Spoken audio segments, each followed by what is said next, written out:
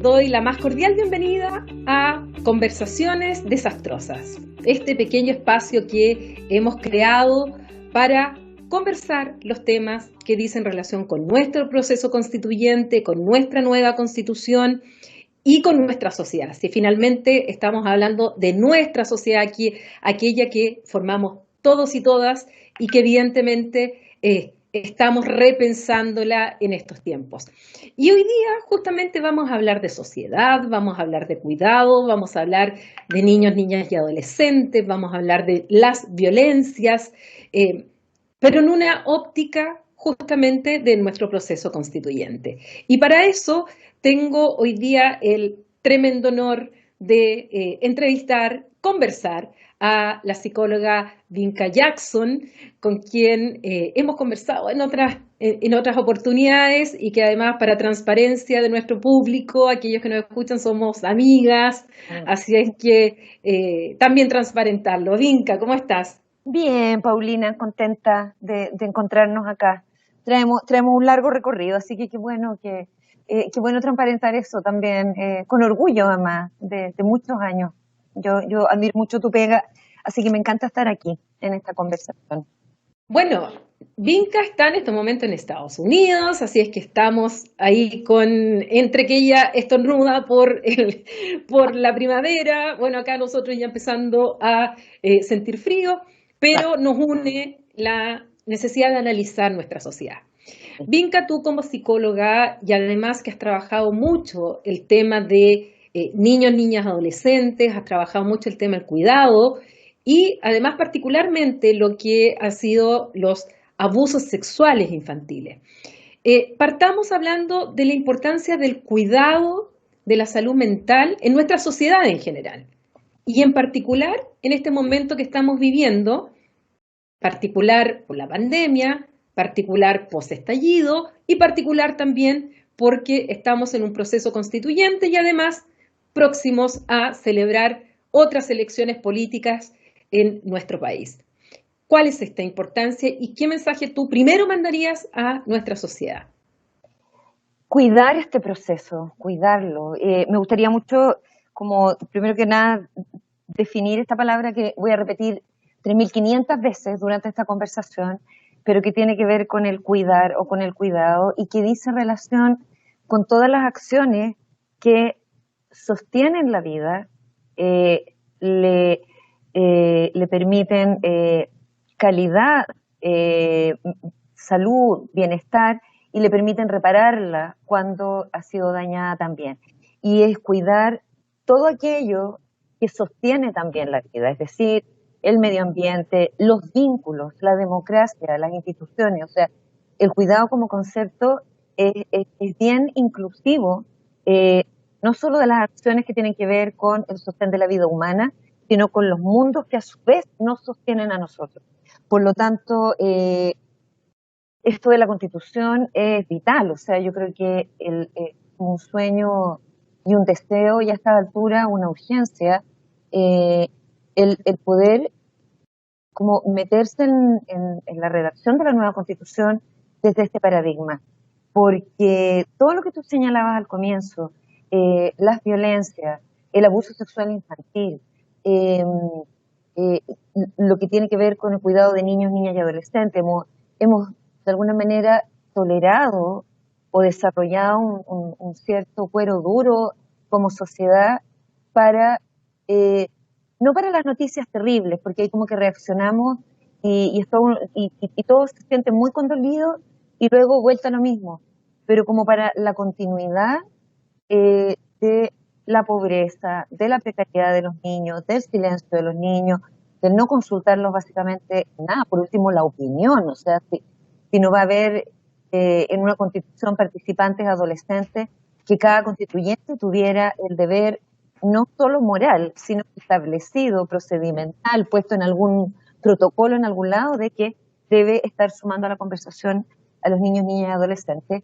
Y creo que una pregunta que a mí me ronda mucho a lo largo de los años es ¿qué pasó que nos hemos vuelto tan tolerantes a estas cosas que nos menguan, que no sostienen la vida, que no nos cuidan, que nos fragilizan, que incluso creo que a personas buenas en general, bien intencionadas, que quieren como tener una buena vida y también vivir bien con sus vecinos y que su prójimo esté bien, las termine quebrando.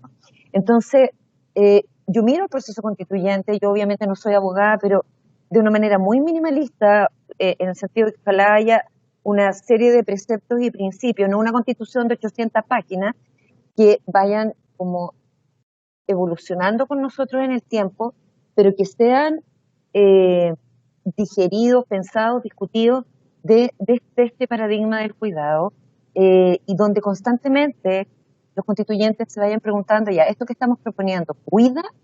¿Cuida o no cuida? ¿A quiénes cuida? ¿Qué cuida más? ¿Esto o esto otro? El a quiénes cuida es una pregunta sumamente importante, porque hoy por hoy, en una constitución donde la redacción, y uno se dio cuenta cuando joven de esta disonancia y luego la fue comprendiendo mejor a lo largo de los años, de el acceso a algo versus el derecho, o el derecho a elegir algo versus la garantía de ese derecho. ¿De qué me sirve que una constitución me diga usted tiene derecho a elegir dónde va a ir a atenderse o dónde va a buscar salud si la salud no es una garantía para todos los humanos? Eso es bien tramposo de la constitución que existe, o sea, siento que es bien confuso además y que no está alineado con el cuidado, porque el derecho a elegir, si dejo desprotegido a 3/4 de la población, no me sirve de nada, sin la garantía del derecho a salud o del derecho a educación. Si Chile se puede dar, pegar, iba a decir, pero dar un real salto, y lo necesita, no lo necesita solo porque es un nuevo milenio o un nuevo siglo, porque están pasando cosas, pero yo digo, nosotros estamos como atorados en el pus, y pus, de una herida, mientras vemos que están poco menos que instalando colonias en Marte, están hablando de inteligencia artificial todos los días, ahí a la vuelta de la esquina, y nosotros como atrapados en, y también lo mencionaste, eh, hemos vivido un estallido, hemos vivido una pandemia. Cuando uno habla de salud mental y de una crisis que viene de hace muchos años, y ya nos dijeron y nos pegaron como un tremendo tirón de oreja, y más que eso, una interpelación eh, bien estricta o severa, la OMS cuando dijo, urge un plan de salud mental para Chile el año 2016, eh, porque las tasas de suicidio infanto-juvenil eh, estaban aumentando año a año. No es que fueran las más altas del mundo, pero iban aumentando año a año, solo en Chile y en Corea del Sur, en tanto los otros países, aunque fueran altas, la tendencia era a ir bajando.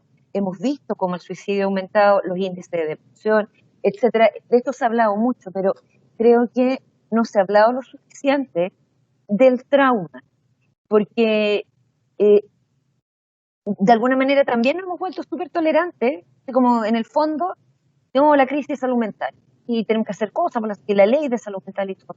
A ver, eh, acá hay trauma y hay un trauma que se arrastra de años y no me refiero solo a la dictadura, ¿ya? Y el trauma se define como una herida, se define como algo insoportable para el sistema humano, psíquico, físico, emocional, y venimos ya varios años viviendo este tipo de situaciones. La dictadura, un tremendo trauma. Una democracia que de alguna manera incumple las promesas de cuidado que hizo, las promesas de reparación que hizo, teniendo del otro trauma con las tremendas heridas, retraumatiza. El estallido fue un tremendo trauma colectivo, que tampoco ni alcanzamos a pensar cómo íbamos a sanar, cuando en esto cae la pandemia, que por definición es como un trauma colectivo y atávico, o sea, los seres humanos hemos enfrentado peste y que nos deciman y que nos aterran muchas veces, pero nos toca vivirla con todo esto otro, con el estallido, venía por el trauma anterior también, y en una nueva crisis de cuidado, donde lo que sentimos es que de alguna forma estamos a merced de unos otros que deciden y que no los vemos decidir al Estado en este minuto o al gobierno, siempre en la clave del que cuidamos. Porque además desde el comienzo de la pandemia nos han dicho o la economía o la vida. Entonces, Mm. Claro que la Constitución es como lo que nos queda en medio de toda esta mirada del trauma. Ahora, en este proceso que hemos vivido, hay un tema personal, individual y familiar y colectivo. Como psicóloga y para quienes nos están escuchando, que tienen hijos, hijas, de la edad que sea, que tienen adultos mayores a cargo, o uno mismo, en nuestras edades medianas, Mediana, sí. ¿qué símbolos, o sea, qué señales uno tiene que estar atento para decir, ojo, no estoy bien, ojo, tengo que cuidarme en tal sentido? Porque hoy día a veces ni siquiera nos damos el tiempo para darnos cuenta que tenemos algo mal. O sea, estamos metidos en un sistema, muchos, en los cuales, por un lado, hay gente que ha perdido el trabajo, gente que vive hacinada, gente que ha vuelto a las ollas comunes, gente que hoy día está en cuarentenada, pero eso significa que si no recibe una ayuda estatal, sencillamente no tiene dinero para comer. Por otro lado, aquellos que tenemos el privilegio, entre comillas, de tener un ingreso, pero nos vemos también enfrentados a estar todo el día en Zoom, en las clases, en mi caso, trabajando telemáticamente, preocupado de la familia, preocupado también de la angustia en general, que no sabemos cuándo va a terminar esto, que las vacunas. Entonces, ¿cuáles son las señales que uno tiene que percibir respecto de su entorno más cercano y de uno mismo? Para decir, ojo, yo aquí estoy mal, aquí necesito ayuda o aquí tengo que cambiar algo de mi estilo de vida en lo que yo pueda, dentro de lo que pueda. ¿Qué señales como psicóloga tú nos das para que estemos atentos? A ver, yo no me siento nadie como para decirle a, a las personas mucho, porque a lo mejor yo podría decir cuidado con los índices de irritabilidad o con levantar la voz en la casa, y resulta que hay familias que son más gritonas que otras en general, son más a la italiana y no necesariamente es eso un síntoma. Creo que Mm. la ansiedad hoy por hoy, ese sentimiento difuso de no logro estar bien, no logro descansar, no logro encontrar un lugar de reposo, ni un minuto a veces, ni 5, ni 10, ni 15, es algo a lo que poner atención. Creo que todo lo que tú has descrito son condicionantes de estrés tóxico, porque además no hay mucha resolución de este estrés. Hemos estado sintiendo constantemente eh, este peligro, porque es un peligro real, una pandemia que ha muerto en Chile a más de 33.000 personas, acá en Estados Unidos a más de 500.000, y siguen las muertes todos los días, y que no se esté informando todo el tiempo o no hablando todo el tiempo no significa que estén mucho mejor las cosas. De hecho, en las radios están avisando, quedan tantas dosis de vacuna en tal y tal lugar porque la gente no se quiere vacunar, lo que significa que esto va a continuar. Pero no tenemos mucho cómo resolver ese peligro si vemos que la administración global de la pandemia, o nacional o continental, latinoamericana, no es la más efectiva. Pensamos por un momento con la vacuna, creo que fue como una pequeña distensión, ya la vacuna, y faltó comunicar, momento, la vacuna solo es para esto continúa, y lo que tú dices es clave, no sabemos hasta cuándo.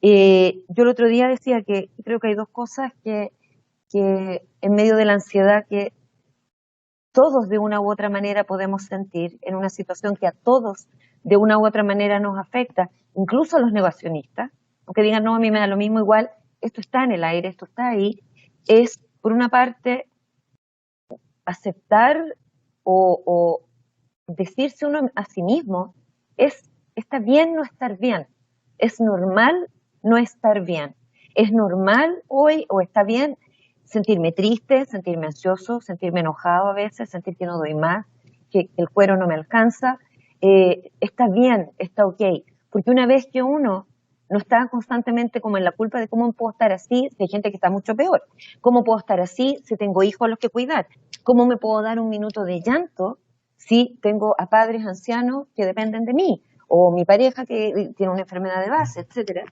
Eh, yo creo que la mejor manera de sortear esa culpa es como diciendo, no, hoy lo más humano es sentirnos de esta forma. Ahora, dentro de ese estar mal y dentro de otra certeza que es lo incierto de todo esto, lo, lo, lo inesperado de cada día, ¿cómo puedo hacer, como bien tú decías, para encontrar cómo ayudarme?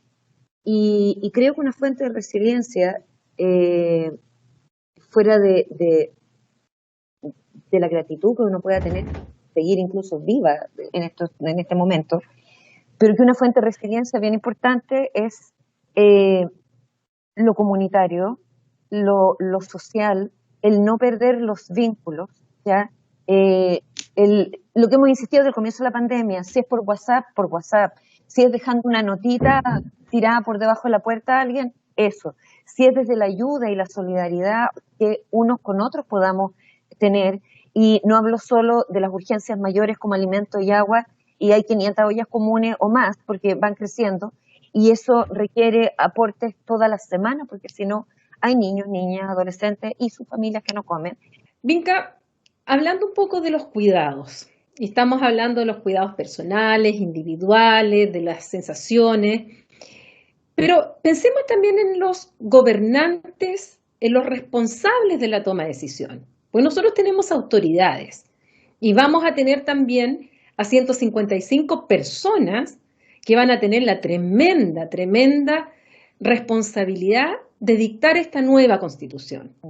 Y ahí también hay un tema de cuidados, un cuidado de ellos mismos y cuidados que las propias autoridades en las decisiones que toman deben tener en cuenta para proteger a esta sociedad que está en una situación fragilizada hoy día, fragilizada por lo internacional, fragilizada por esta pandemia, fragilizada por esto mismo que tú hablabas de los traumas y la mochila que ya llevábamos. Muy Bueno, grande. ¿qué hacemos entonces en este contexto desde el punto de vista de los cuidados de las autoridades y de estos constituyentes que finalmente van a tener que, en un escenario bastante particular, tener que redactar la constitución?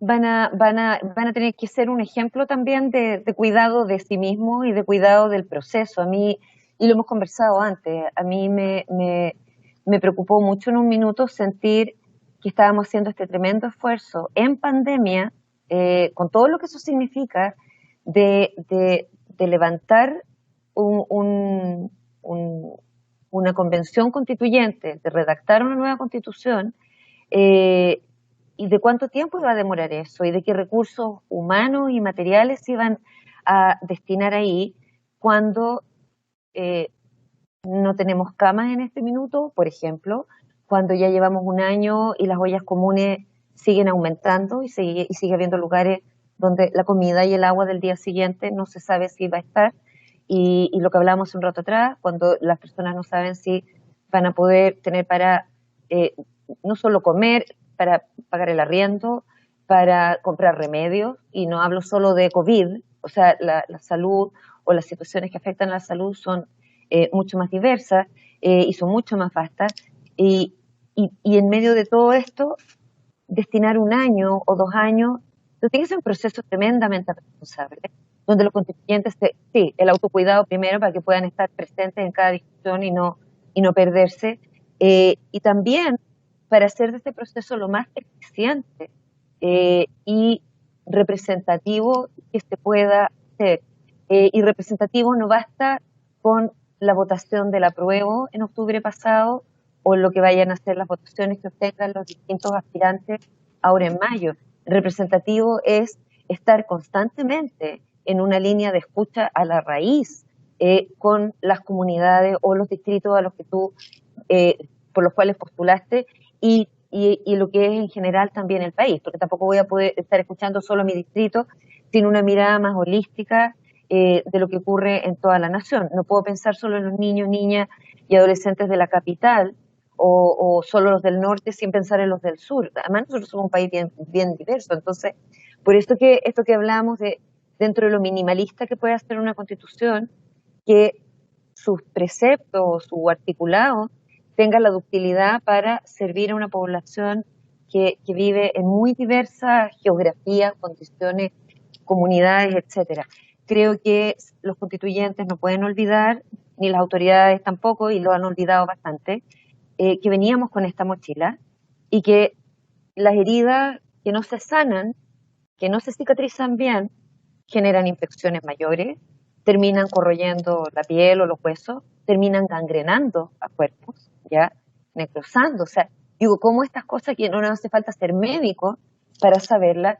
Si yo no atiendo una infección o una fractura o un corte tremendo, puedo terminar muriendo, ¿ya? Puedo terminar con una sepsis. Lo mismo pasa con los países. A mí me gusta mucho Simone Weil de la Primera Guerra Mundial y Segunda, que murió muy jovencita, eh, esta insistencia en que los mismos cuidados que necesita un ser humano, y por Dios que estaban viendo heridas y muertes y horrores en esa época, son los que necesita también un país o una nación. Y si yo me imagino a Chile por 2 segundos, me encanta hacerme estos ejercicios, porque además uno cuando trabaja con niños, todos son personajes, todo termina teniendo vida, de si Chile fuera un cuerpo y una persona, ¿qué me diría? ¿Qué llagas mostraría? ¿Cómo caminaría? ¿Cómo correría? Yo no, o sea, en este minuto, socorro. O sea, está como para que le hagan así, nada más. Y esto tiene que ver con el estado en que estamos nosotros también, porque de alguna manera, si uno tuviera como visión infrarroja, todos los puntitos de dolor, unos más grandes y otros más chicos que se suman en un país, son parte del dolor de ese país. Pero además, si lo tomo como un solo cuerpo pobre, o sea, en este minuto, donde el estallido, la pandemia, eh, están hablando están poniéndonos enfrente una fragilidad de los cuerpos con la que veníamos de hace harto rato antes, pidiendo todavía ser sanada. Yo siento que, como en el abuso sexual, es mucho más complejo en la terapia y en la dimensión de los daños, mientras más cercana ha sido la persona que ha infligido los daños. El incesto a manos de la madre biológica, del padre biológico, de los abuelos, abuela, tío, tía, cada vez más lejos, pero todavía la familia sumamente doloroso. Mientras más cerca, papá, mamá, hermanos, mucho más tremenda la grieta. Algo así pasó en Chile. De alguna manera, yo si hubiera sido el presidente Elwin, y es bien patudo decirlo, pero ya en esta época era como que llame ojalá a una gran comisión de reparación. No estoy hablando de la parte de derechos humanos que merecía su propia comisión y que todavía debería estar funcionando, porque todavía ni siquiera sabemos toda la verdad. No, una comisión de reparación en salud mental o de reparación traumática, luego de que un país entero, no importa su localización, el de cada persona frente a la dictadura, había pasado por 17 años de ese proceso. Sin hacer eso, seguíamos como construyendo encima de la herida. Y las traiciones de cuidado, como las define la ética del cuidado, traiciones de amor o traiciones de cuidado, según la Carol Gilligan, sobre todo traiciones de amor, love betrayals, traiciones de amor, imagínate qué potente este nombre, más grandes durante la democracia, no, uno escucha gente y no son de la derecha. Uno conversa hasta con gente joven, muy joven, que no vivió la dictadura y es como, no esperaba mucho de la derecha. Esperaba que, yo misma, lo hemos conversado nosotros, yo esperaba que no hiciera un golpe, o sea, en el retorno democrático, casi, porque ese era el nivel de trauma que traíamos también. O sea, como, si participan de la democracia respetuosamente, churra, ya la expectativa era mucho más reducida que la expectativa de cuidado que se tenía de lo que fue la Asamblea de la Civilidad convertida en concertación, convertida en nueva mayoría o lo que sea. Y la sensación mía a lo largo de los años, yendo a regiones, trabajando en muy distintos entornos, es como de ese abandono o esa sensación de descuido dolió mucho más. Entonces, ojo, a quienes están pretendiendo, aspirando a la presidencia hoy o cuando haya las nuevas parlamentarias, porque así como hubo un voto de castigo a la concertación en la elección anterior y salió electo el actual presidente con un número que era como, a ver, claramente aquí había votos de otro lado. Y uno misma los días antes de la elección, gente en el paradero, de repente haciendo un trámite, a mí no me gusta este candidato, pero voy a votar con él de pura rabia que tengo con la concertación. Entonces decía, hay que tener cuidado con eso, porque a veces uno hace eso, tiene tanta rabia con alguien que hace algo que le hace daño a uno de la pura rabia. Entonces, no, veamos bien acá el foco, pero son fenómenos que pasan en momentos en que uno está con toda la angustia y todo el estrés. Entonces, la herida que hay con la concertación, yo encuentro que es descomunal.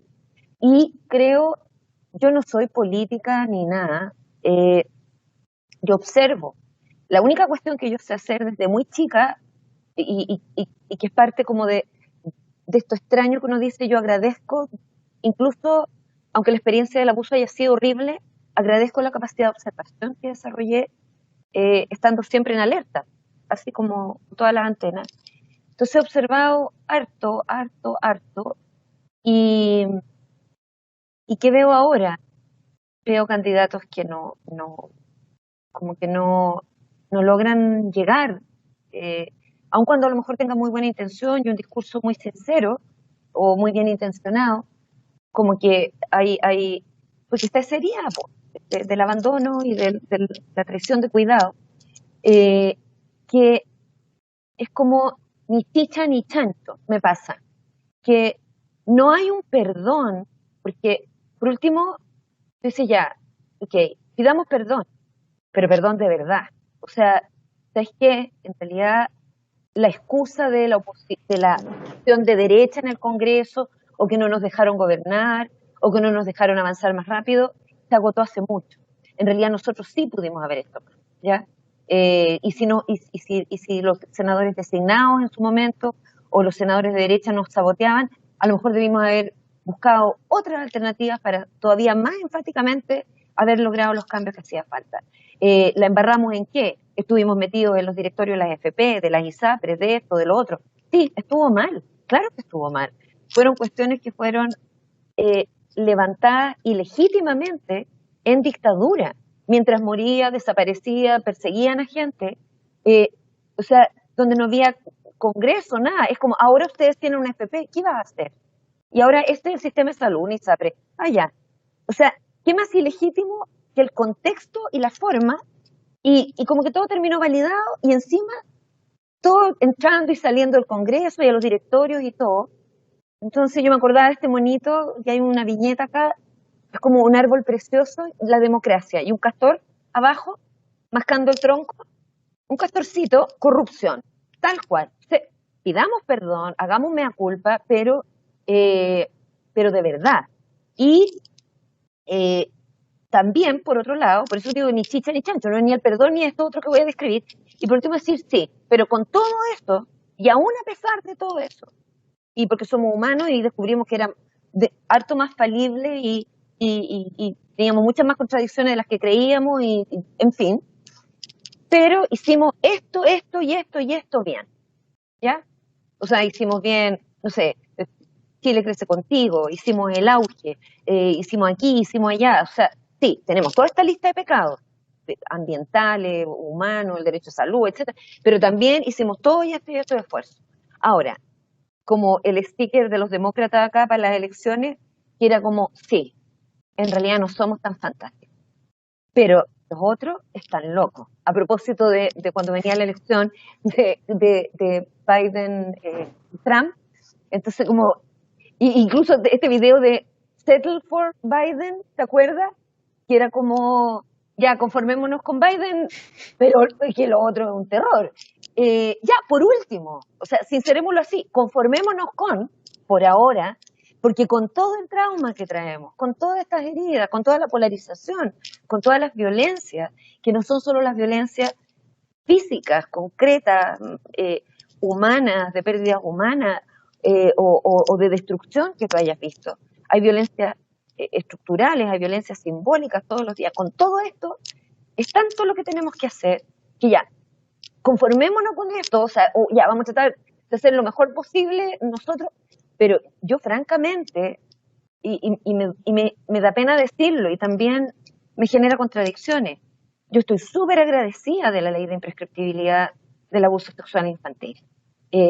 Además, con todos los topes que la Constitución que hoy queremos cambiar nos ponía, porque todas las veces que intentamos discutir en el Congreso una regla retroactiva para poder permitir la denuncia y algún acceso a justicia para los sobrevivientes más viejos de abuso sexual infantil, Era como, no, es que el Tribunal Constitucional, es que aquí, es que allá, entonces era como tope, tope, tope. Entonces, ¿qué pasa aquí?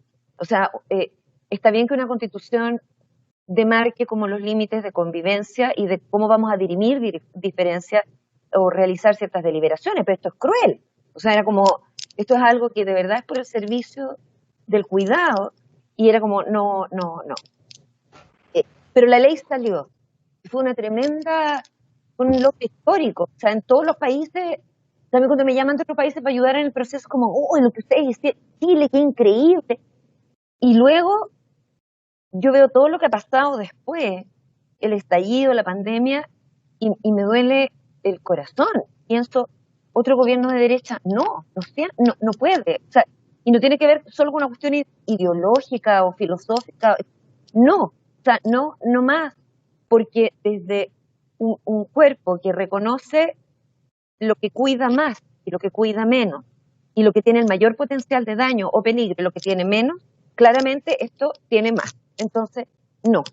Y siento que ahí es donde la concertación, la nueva mayoría, bueno, ahora está el Frente Amplio, me imagino que irá a haber primaria, pero siento que quien quiera que sea y que termine siendo el candidato, y ojalá sea un candidato de unidad, y me cargue esa palabra cuando se usa y se manosea, así como una suerte mentolatum, y que uno era chica y lo que tenía le ponían a uno mentolatum, le duele el pecho, la cabeza, la oreja, todo, y como, la unidad, no la unidad vacía, y no me hagas creer tampoco que una unidad así como casi emocional o kumbaya, la unidad, cuando ha habido tantos abandonos del cuidado.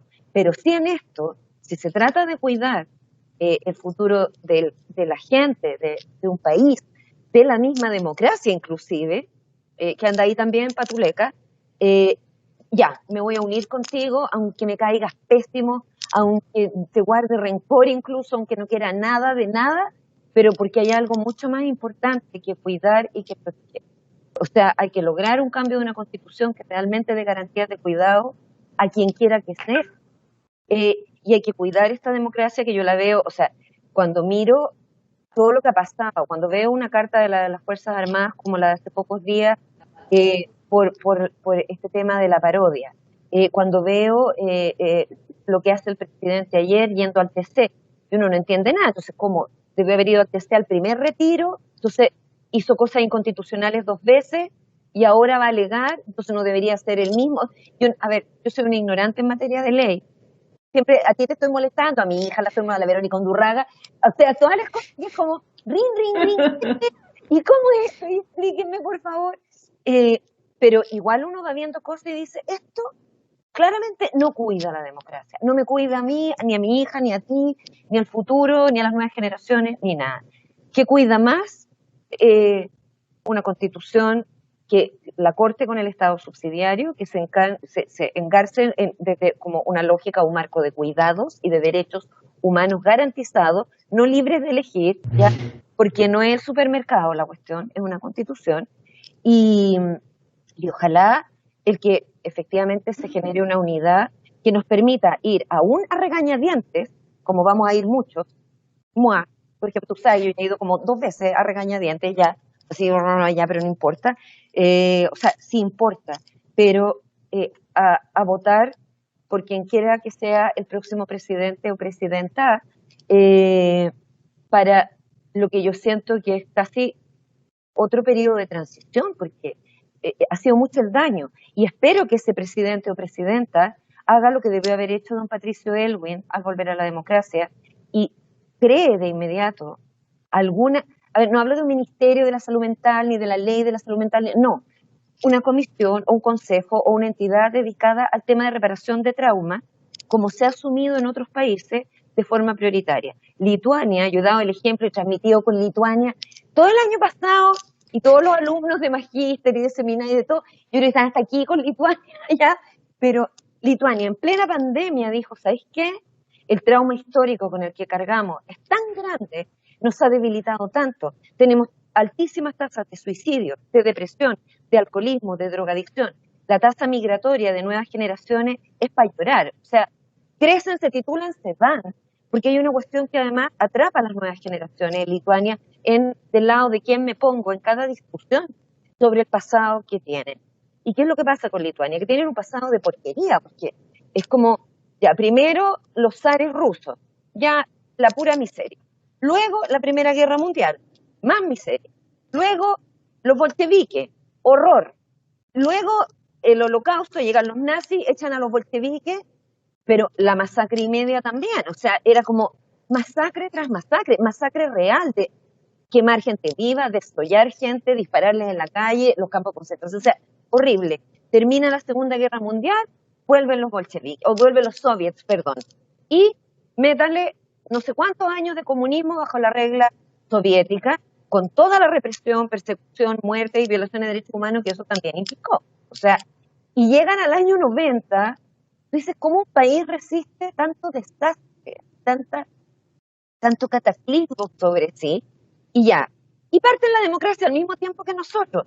Y tú eres más joven que yo, pero yo me acuerdo en la época que cayó el muro de Berlín y que era la perestroika y que todo el mundo era bravo, Gorbachev o Gorbachev, y uno así no hacía estas preguntas con sus amigos intelectuales de la Facultad de Ciencias Sociales porque dijeran que era tonta.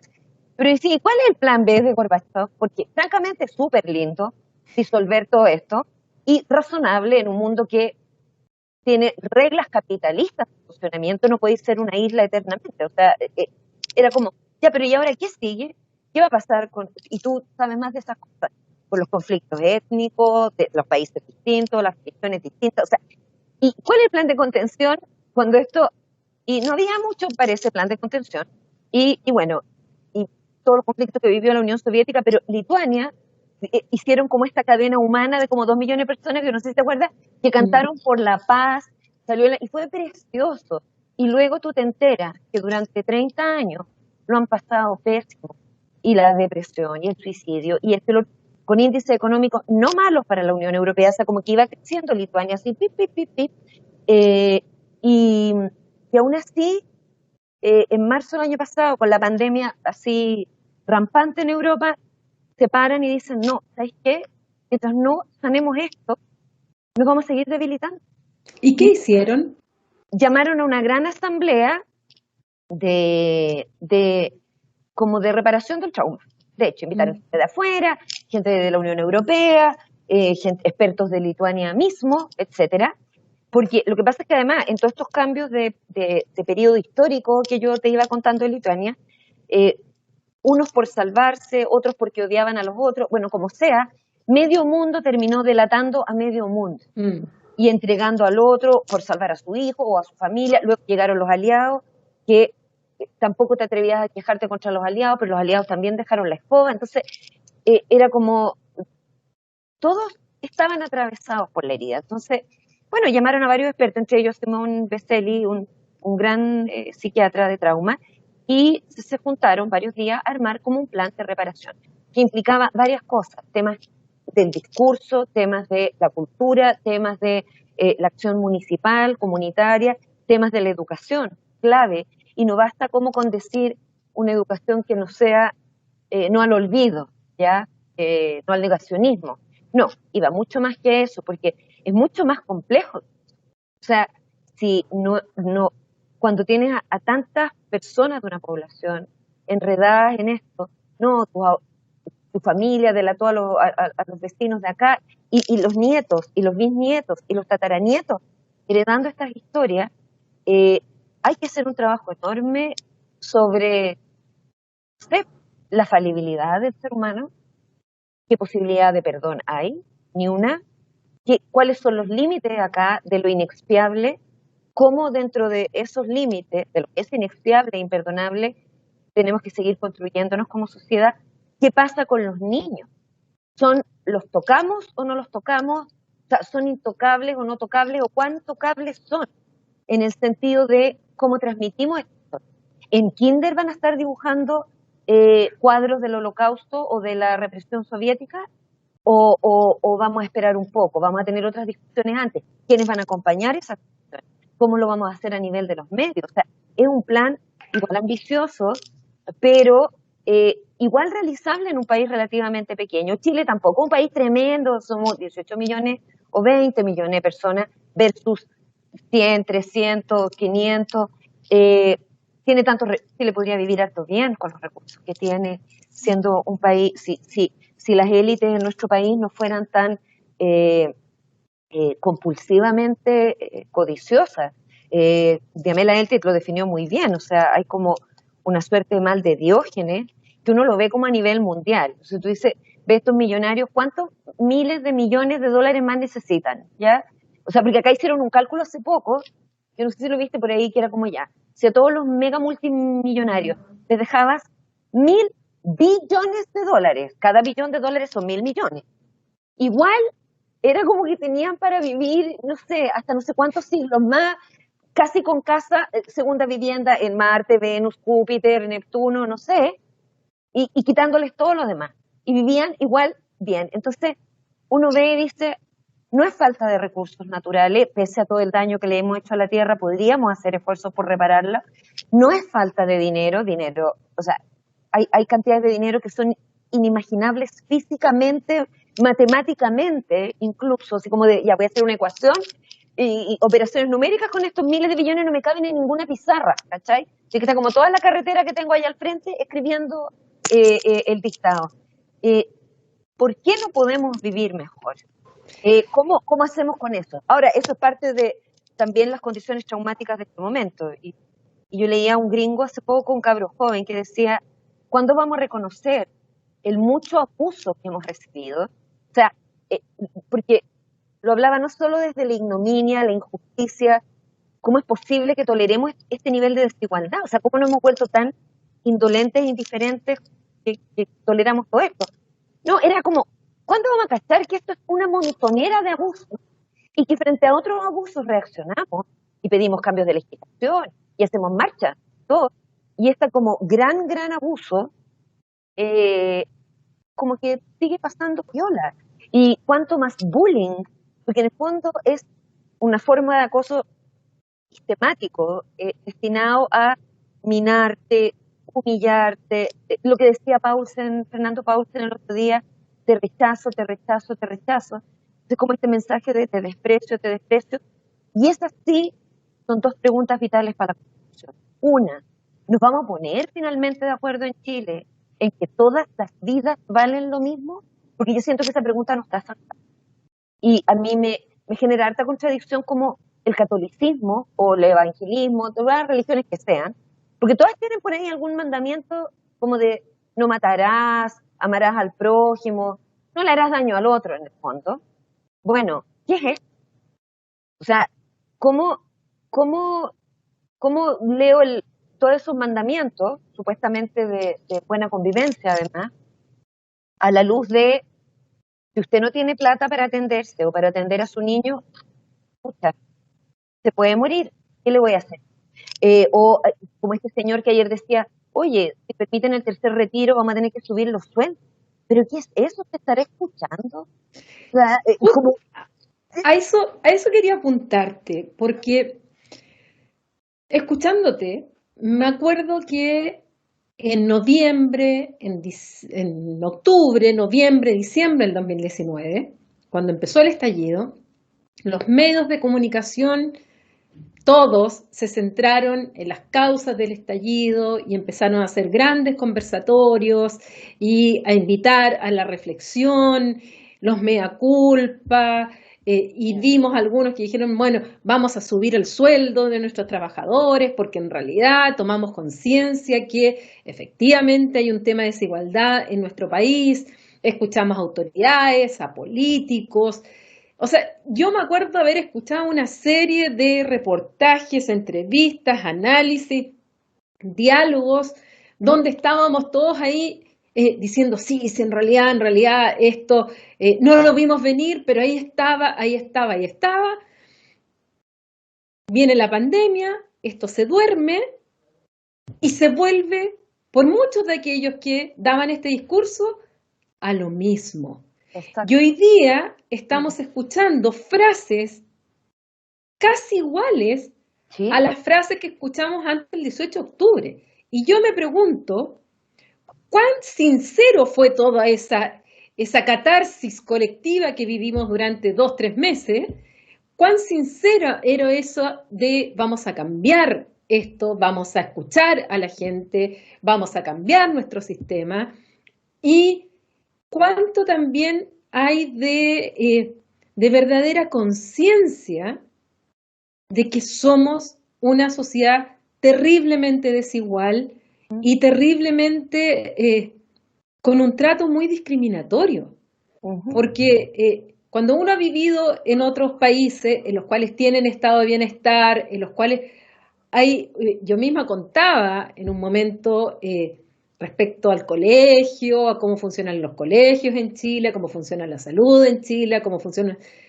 O sea, en otras partes no lo pueden creer. O sea, No, pero ¿cómo tienen ese sistema que sí, finalmente va dejando a los que tienen dinero, claro que viven bien, incluso pueden vivir mejor que en los países desarrollados, pero están dejando una gran cantidad fuera? Y dentro de esa cantidad que queda fuera, hay una parte de eso que sencillamente no forma parte de la sociedad. Están ¿no? absolutamente fuera, out. No Entonces, y existe. después nos sorprendemos que esas personas vayan con la rabia acumulada a una plaza a romper y quemar todo. O sea, la primera línea de la que tanto se habló ese tiempo, que estaba conformada primordialmente eh, por adolescentes o jóvenes, gente muy joven, eh, y, y aunque yo suene hippie, o sea, me dan ganas de irlo a abrazar, te prometo, o sea, porque era como nadie, ni un joven o ni un adolescente o ni un ser humano, incluso de la edad nuestra, de 50 y tanto, eh, que sienta que tiene algo por lo cual vivir, eh, que ama su vida, que está contento con su vida, que ve futuro, que ve posibilidades, arriesgaría su propia integridad de esta manera. Ya, eso era un grito desesperado, o sea, es como ya la desesperación final. Y yo siento que puede haber sido para alguna gente quizás hasta sincero en el momento, churra, en realidad, pero como no se hizo de inmediato, no se recogió ese guante de inmediato en ciertos cambios. Yo nunca entendí por qué no se habló de inmediato de la reforma de la salud, cuando había cosas que se podían hacer por decreto presidencial. Y era un minuto bastante como crítico, donde quizá el gobierno se habría sentado a conversar con la oposición para lograr hacer ciertos cambios urgentes, rápido, al tiro, ya. O sea, la salud y la educación no podían esperar, el hambre no puede esperar. Hay situaciones que son como, ya, y después, obviamente, reformemos la Constitución, etcétera, etcétera, pero las cosas que se pudieron hacer por decreto nunca entendí por qué no se hicieron. Nunca entendí por qué mientras Chile no se quemaba, la oposición no llegó corriendo a la moneda, no solo a hacer como una suerte de voto de cuidado a la democracia, sino con una exigencia al gobierno también y a ponerse a disposición de, a ver, aquí hay varias cosas que llevan esperando hace rato, no son todas culpa de ustedes, son 30 años de democracia, 24 lo hemos tenido nosotros, ustedes llevan 5 o 6, pero a ver qué hacemos con esta gran herida. Tampoco. Y creo que sí, una vez que pasó como lo peor, eh, y como que en el verano se disolvió, atenuó un poco esto, pero estaba volviendo en marzo. Claro, vino la pandemia y un- uno quiere tener el beneficio de la duda y pensar, perfecto, nadie estaba preparado para algo así. Nadie había vivido algo así en este último tiempo. Lo último era como el principio del siglo pasado, entonces, eh, pero empezaste rápidamente a ver, bueno, si tiene que morir gente, es que hay que salvar la economía. Eh, y que la gente usara sus seguros de cesantía. Y empieza como lo que tú dices, todo otra vez, los mensajes displicentes, despectivos, este ex ministro ayer hablando de los barrios así con una desprecio. Yo no sé si él habrá vivido en un castillo o qué, pero era como todo de vuelta a lo mismo. Entonces, no piensa dos cosas, o vamos derechito a otro, no sé si llamarlo estallido, pero las heridas supuran y revientan. O por la pandemia estamos tan también aterrados y cansados, y no es solo fatiga traumática, es una herida que no te deja tampoco moverte ni reaccionar mucho, que claro, tengo la sensación incluso, a mí me carga ser mal pensada a este nivel, pero ayer fue como, ¿se estarán desquitando? O sea, todas estas últimas cosas que hemos visto, será como una cosa inconsciente, no digo deliberada, yo no soy quien para juzgar la intención, no puedo saber, pero como de, ya saben qué más, filo, no me importa nada y terminemos rápido este periodo y porque no, tú no puedes creer que con casi un 80% de personas que dieron una señal bien clara para el plebiscito del apruebo, y en el sentido también de no querer nada con la clase política, de todo lo que pasó con el estallido, que fue espontáneo, que fueron miles y millones de personas, no sé, las marchas, yo no estaba, yo justo estaba acá en ese momento, y tú veías, eh, se- no aprendimos nada, y al contrario, parece que como que la cuerda se apretara y se apretara.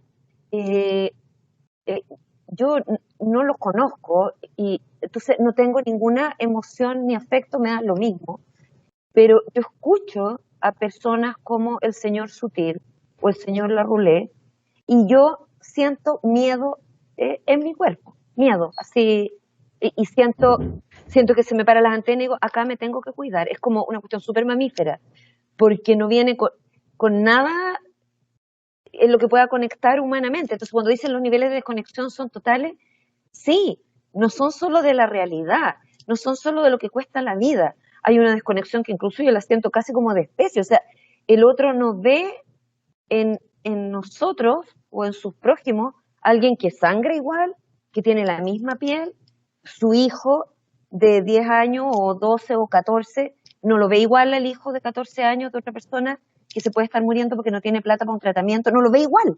Y creo que cuando uno no ve igual, eso está hasta la corona, o hasta la corona, te iba a decir, perdón, pero o sea, como país, por eso digo que esta pregunta de, y que hay que hacerla bien profundamente, ¿valen todas las vidas lo mismo? Y todos van a decir, sí, todas las vidas iguales, y la dignidad, no, no, no, de verdad lo mismo, de verdad, verdad, porque es como en el concepto de la Judith Butler de los últimos libros, esto de son todas las vidas igualmente, y ella lo traduce como duelables, o sea, se lo traducen, o llorables, o sea, si secuestran un avión lleno de niños de un cierto barrio, de un cierto colegio, es igual de terrible que si secuestran un avión o un bus de niños de otro barrio, de otro colegio, de una escuela pública, ¿vale? Es lo mismo, pasa lo mismo.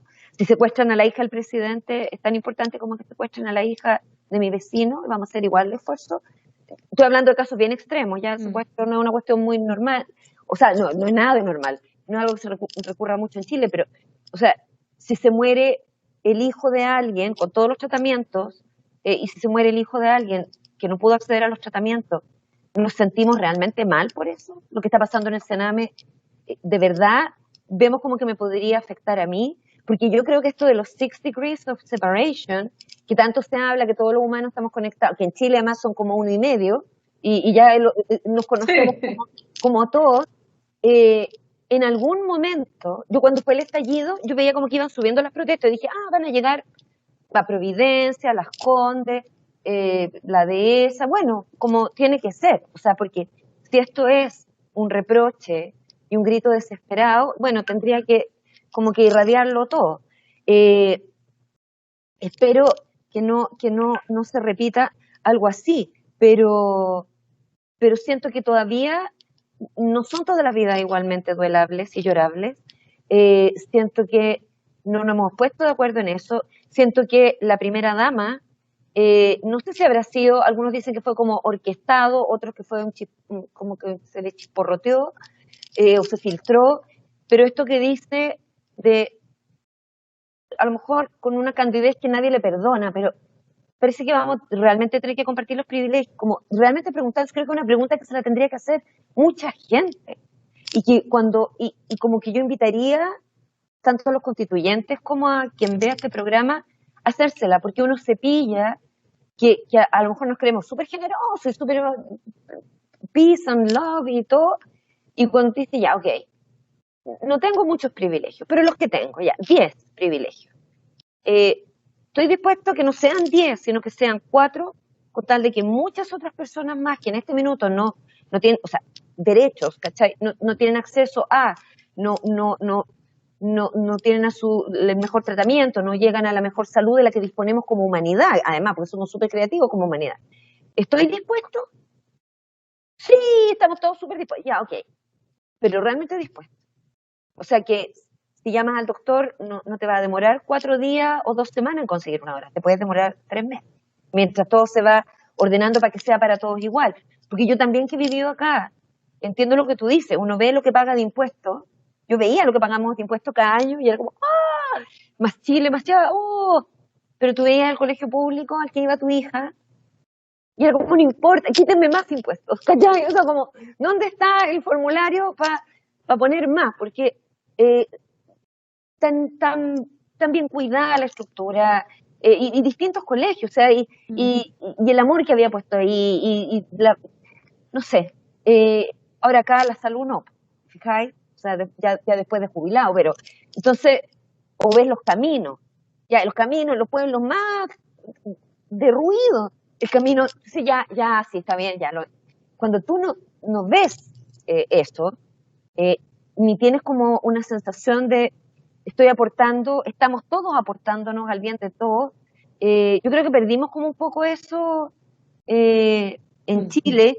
No le puede echar la culpa de todo a la clase política ni a las élites con mal de Dios, perdón, pero es que de verdad es como una cuestión de acumulación.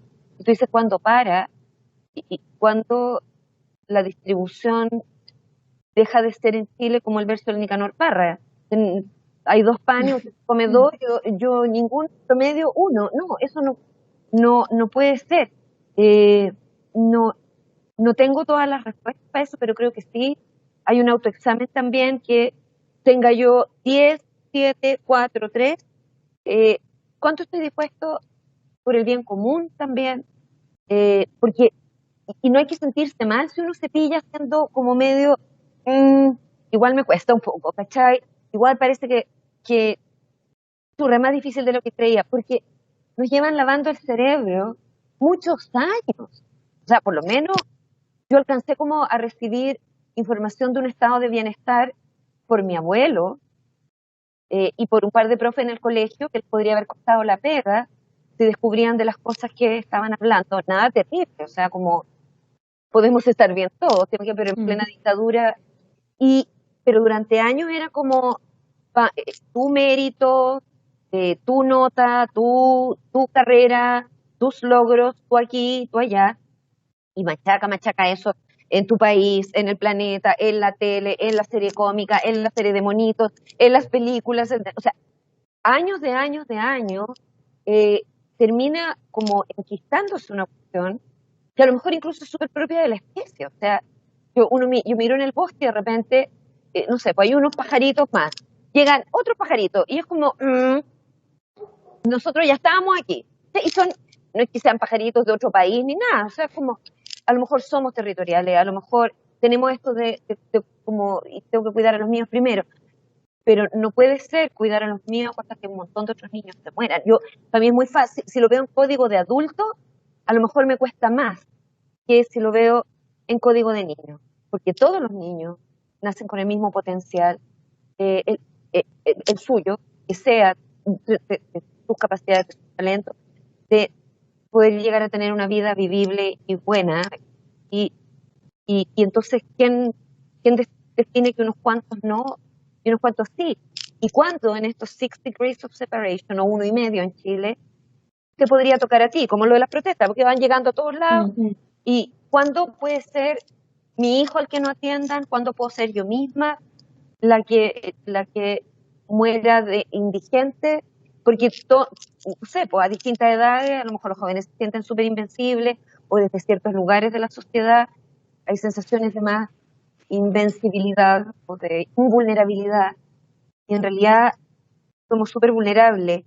Y esa pregunta de ¿valen todas las vidas igual? Yo la complementaría con otra, que es vital para la constitución que viene, que es la que hace la Eva Feder Quitey, también una de mis maestras del cuidado, que es como, más allá del valor, son todas igualmente bienvenidas y cuidables, porque, ok, yo puedo decir que todos los niños nacen con un potencial. Entonces uno piensa, un niño puede ser astronauta, otro puede ser médico, artista, no sé qué. Un potencial de acuerdo a su cuerpo, sus capacidades también, a todo. ¿Qué pasa si hay un niño que no va a poder nunca, por ejemplo, a lo mejor un niño con síndrome de Down no va a llegar a ser Down, o puede que sí, pero no puedo estar apostando a ciertos potenciales y otros no, o un niño que, no sé, está en una silla de ruedas, ¿cachai? Va a necesitar más cuidados que un niño que no está en silla de ruedas. Entonces, a eso va esta pregunta de todas las vidas bienvenidas y cuidables en la medida que necesiten. Algunos niños van a necesitar cuidados en distintos momentos de su vida, de su infancia, otros van a necesitar cuidados continuos, o sea, 24/7, toda la infancia, toda la adolescencia y ese ser humano toda la adultez. ¿Qué hacemos ahí? Vamos, también somos cuidables. Yo sí, a mí me preocupa porque cuando veo estos discursos como del potencial, de la colaboración, de la interdependencia, de la reciprocidad, de la generosidad, no, porque a veces no se puede reciprocar, a veces no se puede colaborar, no se puede ser interdependiente, se puede ser solo eh, total e inexorablemente dependiente de otro y nada más. ¿Y qué hacemos frente a eso? O sea, yo encuentro con una sociedad y una humanidad civilizada que lleva como unos cuantos millones de años, tendríamos que todos llegar. Y eso. Entonces, y esa pregunta es clave para la Constitución. Bueno, Vinca, yo ni siquiera te quería interrumpir porque Linda, la verdad es que es tan importante, tan esencial, tan profundo y tan completo lo que nos dices que de verdad que no he querido ni siquiera interrumpirte, eh, pero te agradezco así, enormemente este tiempo de conversación. Para mí es un lujo tenerte en esta conversación y además poder compartirlo con las personas que quieran escucharnos ya sea por el canal de YouTube, por Spotify, por TVR Ñuble, donde también en la región de Ñuble estamos transmitiendo, y por Canal 9 regional. Es un lujo escucharte y te gracias. doy las gracias porque de verdad son cosas de las cuales hay que hablar, son cosas que hay que sacar, No van a censurar. son cosas que hay que ventilar, Sí, eh, porque son cosas que están ahí. sí, gracias, Y lo Paulina. peor es esconderlas, lo peor es no hablarlas, lo peor es dejarlas bajo la alfombra, porque tú dices en algún momento las heridas, bueno, Y supuran, y explotan. van, por supuesto, y ya lo hemos vivido, y hay que aprender de la primera herida que ya no la supimos cuidar bien, bueno, por lo menos la segunda y la tercera hagámoslo bien, porque si no Exacto. va a venir la Gangrena. última, y claro. Así es Mm, que te quiero agradecer que hayas estado con nosotros en conversaciones desastrosas. linda eh, amiga, y gracias. además que creo que va a servir mucho esta conversación para quienes nos siguen, para esta reflexión tan importante en este proceso que estamos viviendo.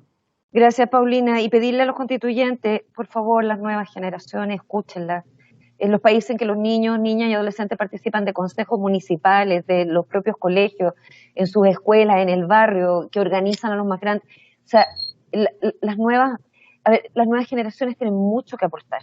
O sea, sí, no es solo esto de tienen la misma dignidad que nosotros en esto de todas las vidas, ¿ya? Eh, y que sean sujetos de derecho, etcétera. Hello, o sea, tienen N ideas, son mucho más dúctiles que nosotros, vienen mirando el mundo desde otro lugar de entrada. Entonces, escuchémoslos también, pidámosles consejos, discutamos las cosas con ellos, porque mal que mal, nosotras nos vamos a ir mucho antes y van a quedar todas las nuevas generaciones viviendo en este país que va a ayudar a convivir la nueva constitución. Y gracias a ti por la libertad y también perdón, estoy como mi hija que ayer pidió perdón a la profesora porque le preguntó de algo. en este mundo, no sé qué. Y dije, perdón, Miss, señorita, porque es que está bien, le dijo. Y la hija, su amiguita, que es la hija de otra colega, dice, Mimi, no te olvides de tal cosa. Están armando una cuestión que se tomaron la clase entera los niños y la profe le dijo, no, está bien. Y no era solo por la catarsis, era porque en muchas cosas que decían había mucha libertad. Así que gracias por esa libertad, Paulina, de poder hablar. Gracias a ti y bueno, y nosotros nos seguiremos en contacto. Y a ustedes, bueno, los invitamos a un nuevo capítulo de Conversaciones Desastrosas. Recuerden que estamos en el canal de YouTube, en Spotify y también gracias a TVR Ñuble y a Canal 9 Regional también nos pueden ver por televisión. Así es que un abrazo y nos encontramos en un nuevo capítulo. Adiós.